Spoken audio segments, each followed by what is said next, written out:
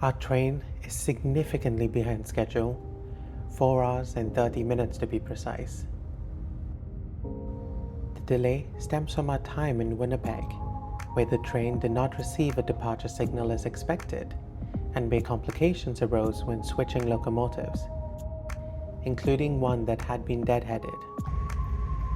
Truthfully, we're not really disappointed by this delay. In fact, it brings us an unexpected gift: daylight in Manitoba. Had we departed on time, the sun would have risen with us already deep into Saskatchewan. Instead, we're granted the opportunity to see the prairies awaken. We head back to the dining car for breakfast. We begin with a bowl of fresh fruit salad. It's light but refreshing. For our main course, we opted for the chef's omelette, along with a serving of buttermilk pancakes with bacon and sausages. It's a hearty breakfast, the kind that feels entirely appropriate when you're crossing vast open lands by rail. As we surrender ourselves to the scenery, we are rewarded with numerous sightings of deer, grazing in open fields, moving through brush, feeding on short trees and shrubs. Our wish of seeing wildlife now granted. The scenery here is entirely different from what we experienced in Ontario. It's striking to realize that we spent nearly 2 days traveling across a single province, a reminder of just how vast Canada truly is. Our train runs parallel to the Assiniboine River, a wide, meandering waterway that has shaped this region for thousands of years. The Assiniboine was formed at the end of the last ice age, fed by glacial meltwater as retreating ice sheets carved channels across the plains. Over time, it became a vital transportation route for indigenous peoples, fur traders, and early settlers, eventually forming part of the backbone of Western Canada's development.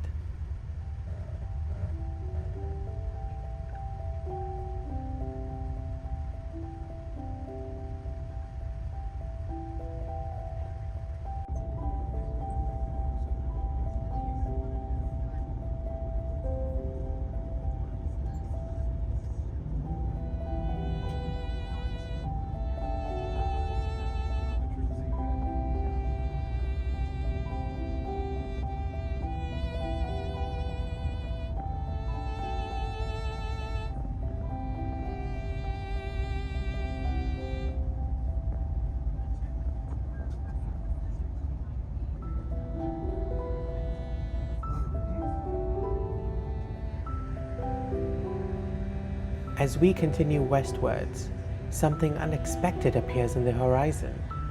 A massive potash processing facility rises from the flatness of the land, visible from tens of kilometers away. Though the facility itself is located in Saskatchewan, the openness of the prairies allow us to see it long before we reach the provincial boundary. Potash is one of Saskatchewan's most important resources.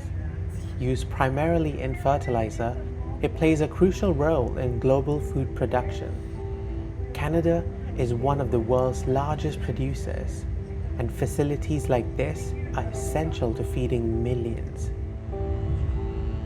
As we draw closer, we see vast piles of potash stored on site. In a landscape so flat, these snow-covered mounds almost pass for hills, a convincing illusion until you realize they're entirely man-made.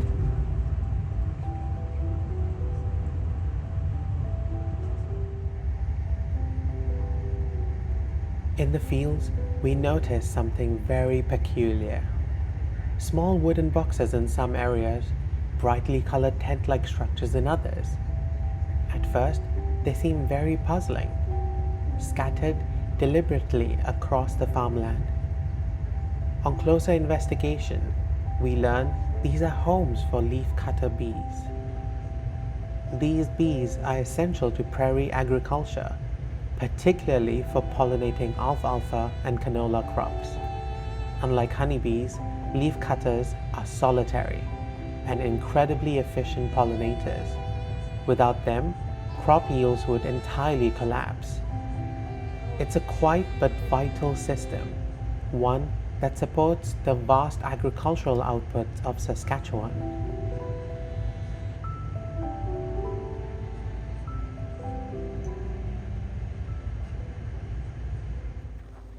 At around 10 in the morning, our train finally arrives in Melville, over 4 hours behind schedule.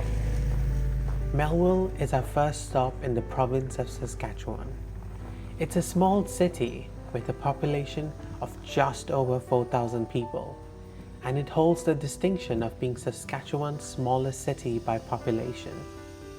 Historically, Melville developed as a railway town, serving as a divisional point for Canadian railways. Even today, the tracks remain central to its identity.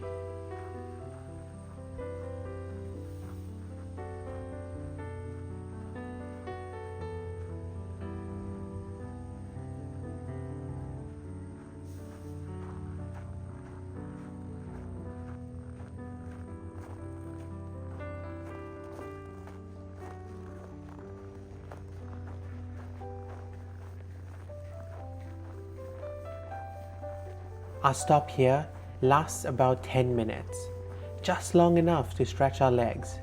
Some passengers disembark here, while others board, beginning their own journey westwards. The station itself is very intriguing. A small outpost bearing the station name stands near the platform, while a much larger building sits just beyond, currently closed. This building is the historic Melville railway station, which has been undergoing restoration since the year 2019. Once a major hub, it fell into disuse, but efforts are currently underway to preserve it as part of the town's railway heritage. Looking towards the front of the train, we notice something else. We now have only 2 locomotives. The third engine was left behind in Winnipeg, currently continuing its way on a different assignment up north. As our time in Melville draws to a close, we board once more and settle into the dome of the parked car.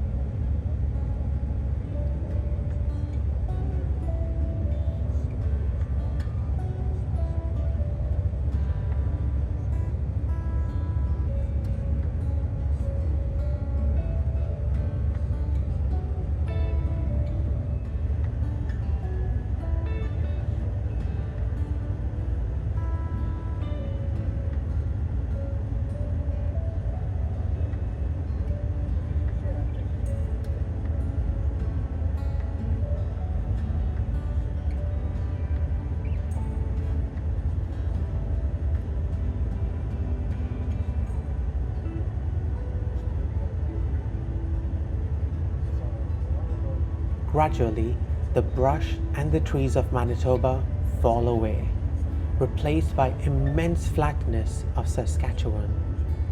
This is the prairie in its purest form. The flatness of the prairies allow the eye to travel enormous distances. Soon, we begin to also encounter towering grain silos. These tall house-like structures are scattered along the tracks throughout Saskatchewan. Positioned deliberately beside the railway, they allow grain to be loaded directly onto freight trains, bound for ports, processors, and international markets. They stand as vertical markers in an otherwise horizontal world. As 11 o'clock approaches, we head to the dining car for lunch. The soup of the day is a vegetable soup served with some crackers. For lunch, we decided to split a Reuben sandwich along with a tuna melt on flatbread.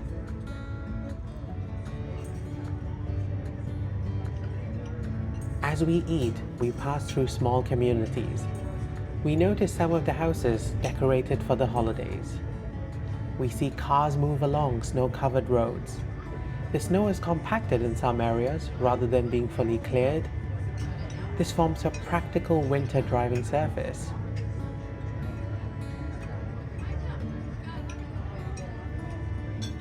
For dessert, we enjoy a warm apple crumble with vanilla ice cream.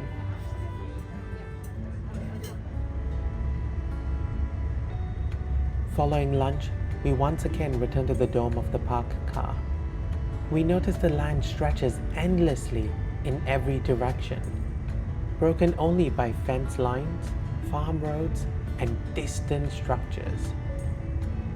Saskatchewan is one of Canada's great agricultural provinces, producing wheat, barley, canola, lentils, and pulses that are exported all around the world. The flatness here is not an accident. The prairies were shaped by glaciers that scraped the land completely smooth, leaving behind fertile soil but with little elevation. Trees are far and few in between, and those that do exist are on the shorter side.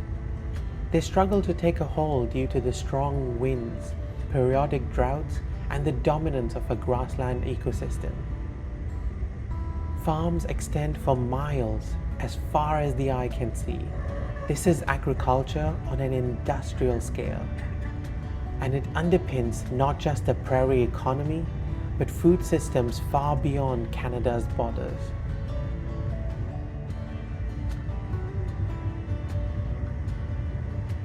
We pass more grain silos, some of them close enough to the tracks that you can see the loading infrastructure in great detail. Grain moves seamlessly from fields to silos to rails, bound mostly for export.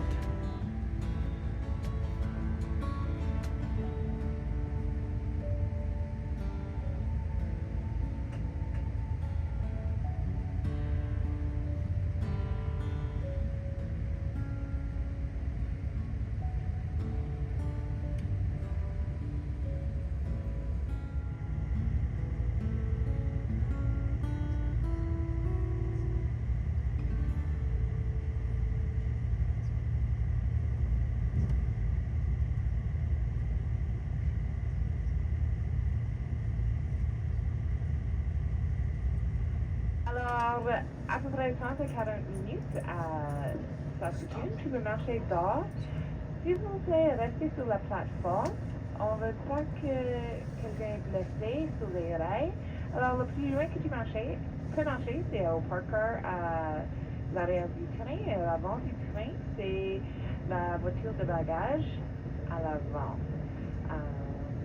Oui, tu peux sortir, prendre un peu d'affaires, avoir une cigarette, et puis on va remorquer et continuer à Vancouver. Si vous avez des questions, si vous avez demandé à proposer, merci.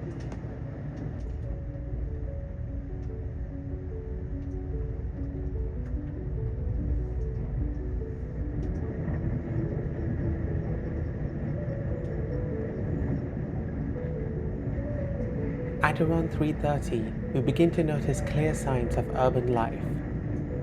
Low buildings appear in the horizon, roads intersect the tracks, and soon we slowly enter Saskatoon. Saskatoon is the largest city in Saskatchewan and is one of the most important centers on the prairies. Built along the South Saskatchewan River, it serves as a hub for agriculture, education, and industry. But from the railway, we arrive not in the city's heart, but at its working edge. The station sits within an active freight rail yard. Everything feels purposeful and industrial, a place designed to move goods and not linger. The sun hangs low over the prairies, casting shadows across the yard. Its warm glow contrasts sharply with the blue-white snow and the dark steel of the locomotives. It's one of those moments where the cold only sharpens the beauty of the scene. The stainless steel sides glow softly, reflecting the sun in warm tones that feel almost out of place against the frozen landscape. As this is a service stop, we notice that the maintenance work is currently underway. Toilets are currently being serviced. Water tanks on board the train are being refilled. All the crew seem to be quite occupied with maintaining the train to ensure that it's ready for our journey westwards.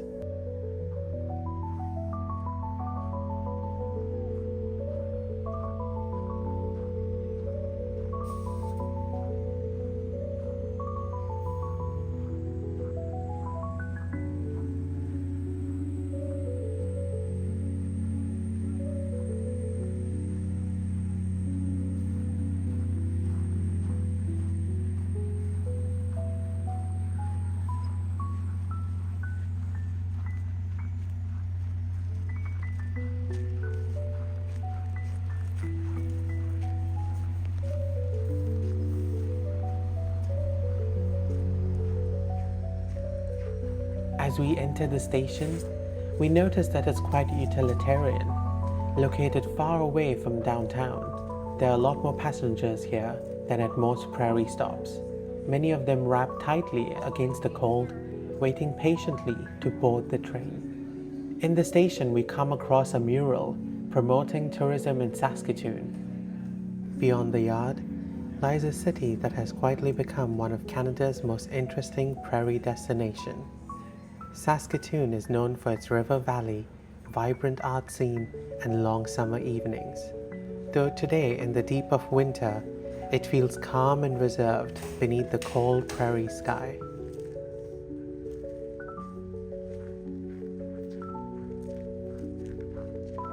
As we step outside, the first thing we notice is just how modern this station feels. It's functional and efficient, far more contemporary than the grand railway terminals of Toronto or Winnipeg. Where the stations were built to impress, this one is built simply to serve.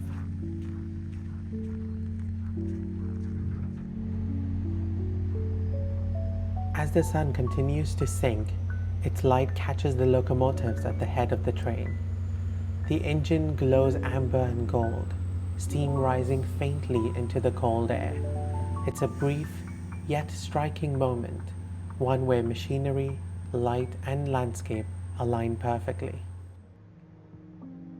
Back on board, I finally get a chance to do a proper walkthrough of the dining car. The tables have already been set for dinner. The car is decorated for Christmas, with historic photographs lining the wall and glass panels depicting various birds of Canada. It's remarkable to think that we get to dine in a place like this, while the landscape rolls past just outside the window.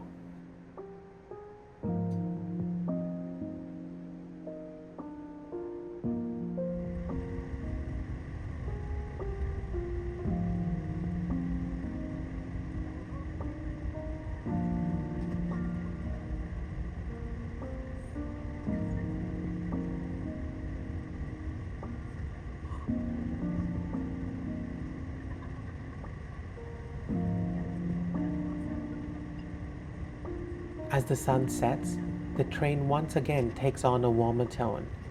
Lights begin to reflect in the windows, and the world outside grows darker.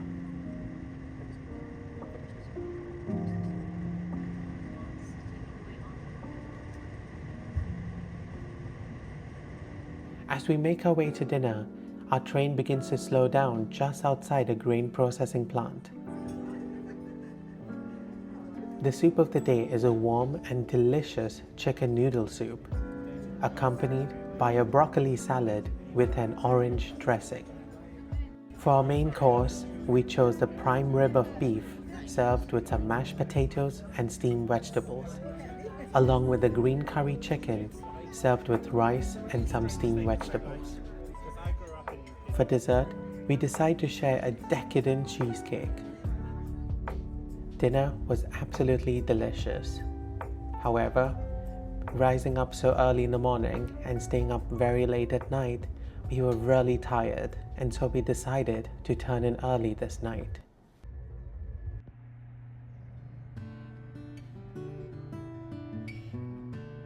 Many hours later, while we are fast asleep, the train finally crawls its way into Edmonton.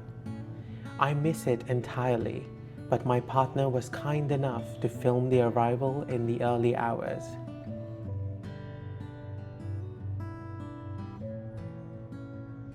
Edmonton Station, like several others on this route, sit well away from its city centre. Even so, you can still see the skyline in the distance. The city lights are softened by clouds, giving the sky a faint purplish hue that feels almost surreal in the cold. The platform sits nearly empty. There's none of the bustle you might associate with a major city. Just a few staff and the glow of the platform lamps, the quiet presence of a long train at rest. We can see a small tractor appear on the platform, towing trolleys behind it. It moves steadily alongside the train, collecting and transporting baggage. A simple yet efficient operation that feels very railway, especially at this hour.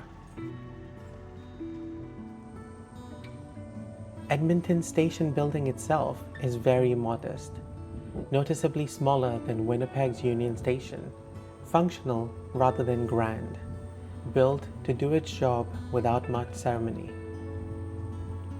My partner does not go inside. At stops like this, leaving the platform can complicate reboarding, and with a delayed train, you don't want to take any chances, especially when the staff are working quickly and the schedule is already strained.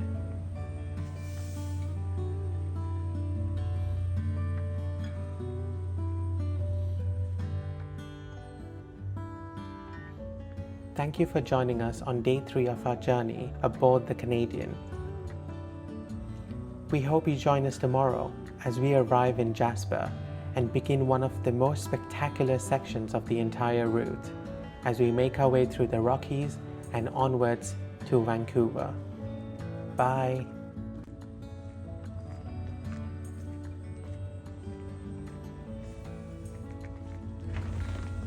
Are you getting on in the sleeper? Yes. There's no other door open, so let me open it Oh. for you.